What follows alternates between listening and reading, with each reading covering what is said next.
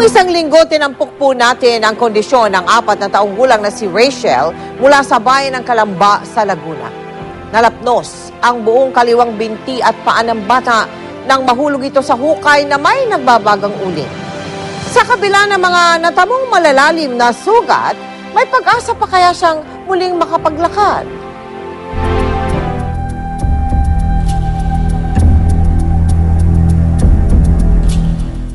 Mahigit 6 na buwan na ang nakalipas nang nalapnos ang kaliwang binti ng 4 na taong gulang na si Rachel.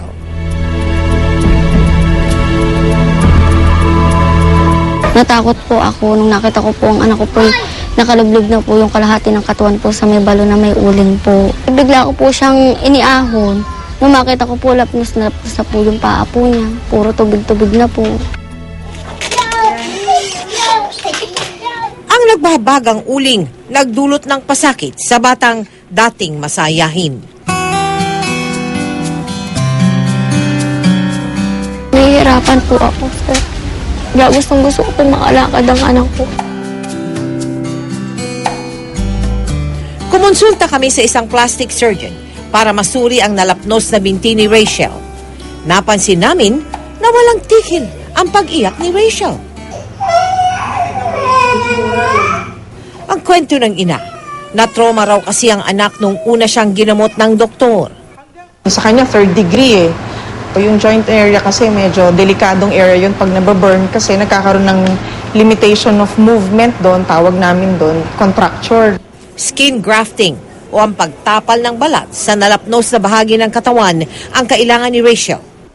Makakapaglakad pa naman yung bata kasi ang kailangan lang mas maaga mas maoperahan, mas okay. Sana po matulungan niyo po ang anak ko para po maoperahan ng paggamot at makalakad po siya.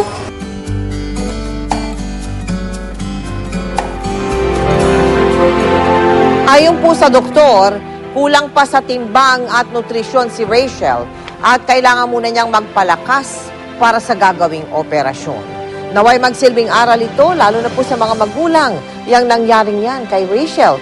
Samantala, maraming salamat po kay Dr. Reden Bukid Abella na sumuri kay Rachel para naman sa mga nais tumulong sa kanya.